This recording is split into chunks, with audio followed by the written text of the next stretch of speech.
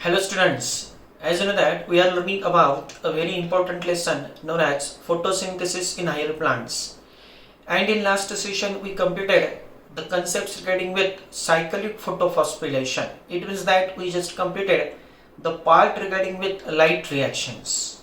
And after the completion of light reactions, today we will focus on to the very important mechanism for ATP synthesis inside the chloroplast, that is chemiosmotic hypothesis explained by scientist Peter Mitchell. देखिए, light reaction जब होती है तो photophosphorylation होता है, मतलब ATP का synthesis होता है।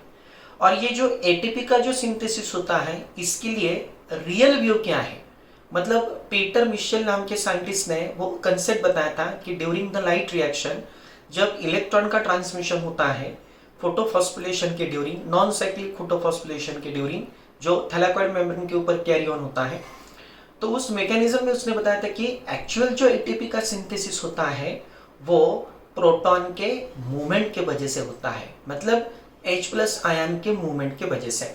और इसलिए हम उसको कहते हैं केमोऑस्मोटिक हाइपोथेसिस या केमियोऑस्मोटिक हाइपोथेसिस मैकेनिज्म।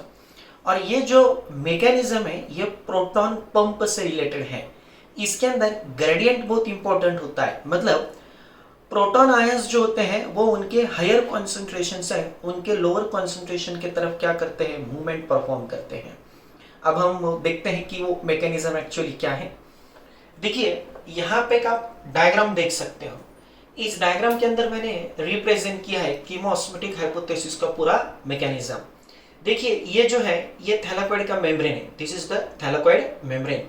और थैलाकोइड मेम्ब्रेन के ऊपर मैंने दो रिएक्शन सेंटर को यहाँ पे रिप्रेजेंट किया। ये है PS2 का रिएक्शन सेंटर और यहाँ पे जो रिएक्शन सेंटर है ये PS1 का रिएक्शन सेंटर है।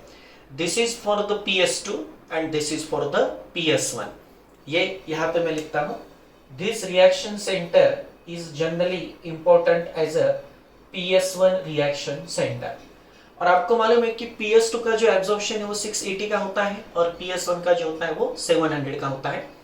यहाँ पे आप देख सकते हो कि नॉन साइक्लिक फोटोफॉस्फोरिलेशन में जितने भी इलेक्ट्रॉन कैरियर्स होते हैं उनको मैंने यहाँ पे इन जनरल रिप्रेजेंट किया है। सभी के सभी नहीं है, लेकिन उसमें से जो भी इंपॉर्टेंट होते हैं according to the diagram, according to the ideal diagram, उनको मैंने यहाँ पे रिप्रेजेंट किया है। और यहाँ पे ये जो स्पेस होगा, देखिए ये थैलाकोइड का मेम्ब्रेन अगर है तो ये इनर साइड जो होगी मेम्ब्रेन के अंदर की, इसको हम लुमेन कहते हैं, lumen, lumen of thylakoid, inner side of the membrane. और मेम्ब्रेन के बाहर की जो साइड होगी वो पर्टिकुलरली होती है दैट इज द स्ट्रोमा। ये यहाँ पे स्ट्रोमा का प्रेजेंस होगा। इसका मतलब ये पूरा थैलाकोइड हो जाएगा, single thylakoid, single thylakoid, no granum. Granum का एक सिंगल यूनिट, ग्रैनम का एक सैक लाइक स्ट्रक्चर जिसको हम थैलाकोइड कहते हैं, वो ये थैलाकोइड है। थैलाकोइड का ये लुमेन है और ये क्या है, ये यहाँ पे स्ट्रोमा है। अब हम देखते हैं कि एक्चुअली मैकेनिज्म किस तरीके से रन होता है। देखिए, सबसे पहले शुरुआत होती है फोटोलाइसिस ऑफ वाटर के हिसाब से। फोटोलाइसिस ऑफ वाटर का मैकेनिज्म क्या एक्सप्लेन करता है कि वाटर का स्प्लिटिंग होना। Due to the splitting of water there is a release of electrons. आपको मालूम है कि वाटर का स्प्लिटिंग होने की वजह से इलेक्ट्रॉन्स रिलीज होते हैं। इलेक्ट्रॉन्स फिर PS2 जो सेंटर होता है क्लोरोफिल का, उसके पास वो इलेक्ट्रॉन क्या होते हैं, रिसीव होते हैं। और फिर स्प्लिटिंग ऑफ वाटर की वजह से क्या होता है, H+ आयन का क्रिएशन होता है। और ये जो H+ आयन्स होते हैं ये धीरे धीरे लुमेन के अंदर क्या होने लगते हैं, वहां पे एक्यूमुलेट होना शुरू हो जाते हैं। मतलब H+ आयन का जो कॉन्सेंट्रेशन है वो धीरे धीरे उस लुमेन के अंदर क्या होना शुरू हो जाएगा, इंक्रीज होना शुरू हो जाएगा। तो H+ आयन का कॉन्सेंट्रेशन इंक्रीज होने का जो मेन रीजन है लुमेन के अंदर, वो सबसे पहला रीजन होगा that is the mechanism of photolysis of water. So after the photolysis of water, electrons get received by the PS2 reaction center. अब PS2 से क्या होगा, वो जो इलेक्ट्रॉन्स होंगे वो प्लास्टोक्विनोन के पास रिसीव होंगे। प्लास्टोक्विनोन आप जानते हो ये इलेक्ट्रॉन कैरियर माना जाता है, तो प्लास्टोक्विनोन के पास यहाँ पे इलेक्ट्रॉन का कैरी ऑन होगा। फिर प्लास्टोक्विनोन से वो जो इलेक्ट्रॉन होते हैं वो इलेक्ट्रॉन हाइड्रोजन कैरियर के पास ट्रांसमिट होते हैं। अब हाइड्रोजन कैरियर कौन है, तो साइटोक्रोम B6F को हम क्या कहेंगे, हाइड्रोजन कैरियर कहेंगे। तो हाइड्रोजन कैरियर के पास वो इलेक्ट्रॉन कैरियर होते हैं। फिर हाइड्रोजन कैरियर से वो इलेक्ट्रॉन प्लास्टोसाइन के पास कैरी ऑन होते हैं, प्लास्टोसाइन से फिर वो PS1 के पास चले जाएंगे, PS1 से फिर FD के पास, फिर यहाँ पे आपको मालूम है that is FT NADP reductase enzyme होता है, और उससे फिर वो NADP का रिडक्शन करके फिर वहां पे बनता है NADPH का वहां पे फॉर्मेशन हो जाता है। ये मैकेनिज्म आपको मालूम है। लेकिन देखिए मेन थीम क्या है कि H+ के जो आयंस होते हैं वो प्लास्टोक्विनोन के थ्रू वो लुमेन के अंदर आ सकते हैं। कैसे आ सकते हैं? तो देखिए ये प्लास्टोक्विनोन है, तो प्लास्टोक्विनोन के साथ इन H+ का जब रिएक्शन हो जाता है तो प्लास्टोक्विनोन H2 फॉर्म होता है। तो ये रिवर्सिबल फिनोमिनन है। लेकिन फिर इलेक्ट्रॉन्स जो इधर से आते हैं प्लास्टोक्विनोन के पास, वो इलेक्ट्रॉन्स फिर अगला जो हाइड्रोजन कैरियर होगा, मतलब ये जो कॉम्प्लेक्स है साइटोक्रोम B6F कॉम्प्लेक्स जो होता है, ये अगला हाइड्रोजन कैरियर होता है। तो ये जो हाइड्रोजन होते हैं ये इसके पास कैरी ऑन होते हैं। तो प्लास्टोक्विनोन से निकलने वाले इलेक्ट्रॉन सीधे साइटोक्रोम B6F का जो कॉम्प्लेक्स होता है जिसको हम हाइड्रोजन कैरियर कहेंगे, उसके पास वो इलेक्ट्रॉन ट्रांसमिट होते हैं। और जब उसके पास वो इलेक्ट्रॉन ट्रांसमिट होंगे तो उससे फिर वो यहाँ पे प्लास्टोसाइनिन के पास जाते हैं। लेकिन फिर ये हाइड्रोजन कैरियर क्या करता है, यहाँ से हाइड्रोजन को मतलब प्रोटॉन को रिमूव करता है। और फिर ये जो प्रोटॉन्स होते हैं ये स्ट्रोमा से निकल के इसके थ्रू फिर इसके थ्रू ये अंदर चले आते हैं। किसके अंदर? लुमेन के अंदर। तो इसका मतलब क्या हुआ कि धीरे धीरे लुमेन के अंदर H+ का आयन का कॉन्सेंट्रेशन इंक्रीज होता रहेगा। और एक बात है कि यहाँ पे जो रिडक्शन होता है NADP का प्लस H+ का, तो यहाँ पे भी फिर से कुछ प्रोटॉन रिमूव हो सकते हैं। जो भी प्रोटॉन्स यहाँ से रिमूव होंगे वो प्रोटॉन्स फिर से क्या होंगे, प्लास्टोक्विनोन के थ्रू फिर इस हाइड्रोजन कैरियर कॉम्प्लेक्स के थ्रू फिर से वो लुमेन के अंदर एक्यूमुलेट हो सकते हैं। इसका मतलब क्या हुआ कि एक तरफ इलेक्ट्रॉन का ट्रांसपोर्ट चलता रहेगा।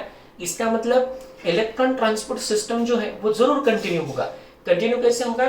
तो ये रिएक्शन सेंटर, उसके बाद ये पर्टिकुलरली प्लास्टोक्विनोन, फिर ये हाइड्रोजन कैरियर का कॉम्प्लेक्स, फिर प्लास्टोसाइनिन, और इसके थ्रू वो कैरी ऑन होगा। लेकिन एक तरफ से जब इलेक्ट्रॉन ट्रांसमिट होते हैं, एक तरफ से जब ETS होता है, इलेक्ट्रॉन ट्रांसपोर्ट सिस्टम होता है, तो दूसरे तरफ क्या होता है कि प्रोटॉन की मूवमेंट होती है।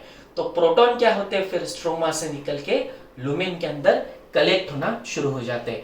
तो कुछ समय के बाद ऐसा हो जाता है कि स्ट्रोमा के अंदर जो H+ का जो कॉन्सेंट्रेशन है वो धीरे धीरे कम होने लगता है, और वो जो सारे H+ के आयन के जो कॉन्सेंट्रेशन के जो आयन्स है, जैसे कि जिसको हम H+ या प्रोटॉन्स के आयन्स कहते हैं, वो सारे आयन्स यहाँ पे थैलाकॉइड के लुमेन के अंदर क्या हो जाते हैं, कलेक्ट हो जाते हैं।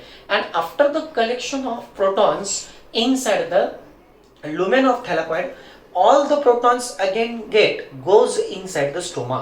फिर ये सारे के सारे जो प्रोटॉन के जो आयंस होते हैं ये फिर से स्ट्रोमा की तरफ जाने लगते हैं। बट जब वो स्ट्रोमा की तरफ जाएंगे तो यहाँ पे फिर एक एंजाइम काम करता है जिसका नाम है ATP synthase. ATP synthase is very important enzyme for the making of ATP molecule by the phosphorylation of ADP. That is when ADP reacts with IP, so there is a formation of ATP molecule. So this ATP synthase enzyme having presence of two basic parts. That is the first one part is known as F0 particle, and second one it is also known as F1 particle. This F0 is known as CF0 related to the chloroplast, so it is known as CF0. This F0 particle or this space is known as channel space. This is also known as transmembrane channel, and this channel is important for movement of protons from lumen to stroma, and this is also known as process of facilitated diffusion.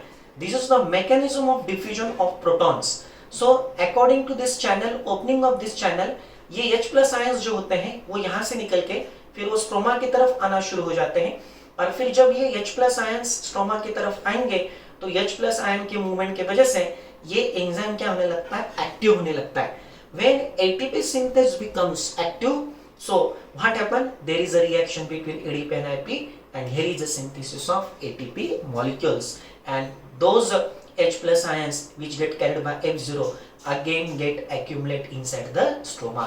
फिर से वो जितने भी lumen के अंदर protons होते हैं वो फिर से क्या होते हैं, स्ट्रोमा के अंदर चले आते हैं। लेकिन ये मूवमेंट होने की वजह से H+ का जो मूवमेंट हुआ उसकी वजह से यहाँ पे क्या हुआ, ATP का सिंथेसिस हुआ। So this mechanism is known as proton gradient pump. या इसको हमें प्रोटॉन ग्रेडियंट पोटेंशियल भी कह सकते हैं। देखिए यहाँ पे मैंने यहाँ पे लिखा है हाई इलेक्ट्रोकेमिकल ग्रेडियंट, क्योंकि यहाँ पे H+ का जो कॉन्सेंट्रेशन होता है वो ज्यादा हो जाता है। और आप जानते हो कि H+ का आयन का कॉन्सेंट्रेशन ज्यादा होना मतलब pH जो होता है वो बहुत कम हो जाना। तो धीरे धीरे फिर ये H+ के आयंस क्या हमें लगते हैं मेम्ब्रेन से निकल के स्ट्रोमा के अंदर कलेक्ट होना शुरू हो जाते हैं। तो अब ये जो पूरा केमियोस्मोटिक हाइपोथेसिस का जो मैकेनिज्म है इसमें क्या क्या रिक्वायर्ड होता है। सो सबसे पहले there is a requirement of thylakoid membrane, second one there is a involvement of two reaction centres, then electron transport system, and very important thing is that proton pump and gradient. What is meant by gradient?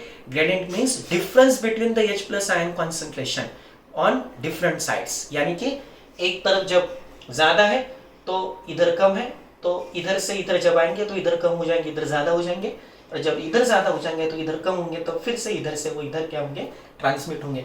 So movement of H+ ions is dependent on to the gradient potential, यानी कि जो difference है ion का concentration का वही क्या होता है प्रोटॉन के मूवमेंट के लिए यहाँ पे इंपॉर्टेंट होता है। लेकिन मेन बात ध्यान में रखो कि इलेक्ट्रॉन का जो ट्रांसमिशन है वो PS2 से निकल के प्लास्टोक्यूनोन, और प्लास्टोक्यूनोन से फिर हाइड्रोजन कैरियर के पास इलेक्ट्रॉन मूव होते हैं और फिर वो आगे प्लास्टोसाइनिन से कंटिन्यू होते हैं। लेकिन यहाँ पे जब वो आते हैं तो यहाँ से फिर H+ का क्या होता है, रिलीज होता है। और photolysis of water is also important for accumulation of H+ ions within the thylakoid lumen.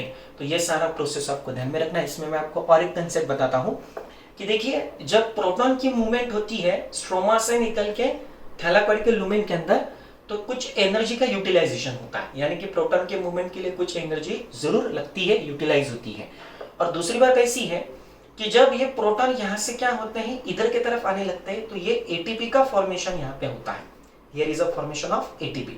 तो ATP क्या होगा, एक एनर्जी फॉर्म होगा। लेकिन जब प्रोटॉन की मूवमेंट यहाँ पे होती है तो कुछ एनर्जी रिलीज होती है, और ये जो एनर्जी रिलीज होती है it is important for catalytic activity of ATP synthase. वो जो एनर्जी वहां पे रिलीज होगी वो ATP सिंथेस के लिए बहुत इंपॉर्टेंट होगी, because this enzyme is important to make ATP molecules. So आपको ध्यान में रखना है F0 and F1, this is the transmembrane channel and this is the enzyme. So this is the basic mechanism related to the proton pump, proton gradient. तो ये आपको mechanism जो है पूरा chemiosmotic hypothesis explain by scientist Peter Mitchell, ये आपको ध्यान में रखना है। इसमें और एक बात कि इलेक्ट्रॉन जरूर कैरियर होंगे, उस सिस्टम यानी कि जो चेन है वो जरूर कंटिन्यू होगा, लेकिन H+ के आयन स्ट्रोमा से निकल के धीरे धीरे लुमेन के अंदर कलेक्ट हो सकते हैं। तो ये बेसिक जो मैकेनिज्म है ये आपको यहाँ पे ध्यान में रखना है। So here is a completion of basic concept regarding with chemiosmotic hypothesis. और यहाँ पे फिर हमारा लाइट रिएक्शन का जो पार्ट है वो पूरा कंप्लीट हो जाता है। अब तक हमने लाइट रिएक्शंस के अंदर बहुत सारे कंसेप्ट्स कंप्लीट किए हैं, जैसे कि फोटोसिंथेसिस का मेन प्रोसेस क्या है, definition of photosynthesis, significance of photosynthesis, different experiments given by different scientists in case of photosynthesis, then ultrastructure of chloroplast, granum, stroma, you know that all these things. And then we just completed pigment system, role of different pigments, which is the essential pigment that is chlorophyll A, it act as a reaction center.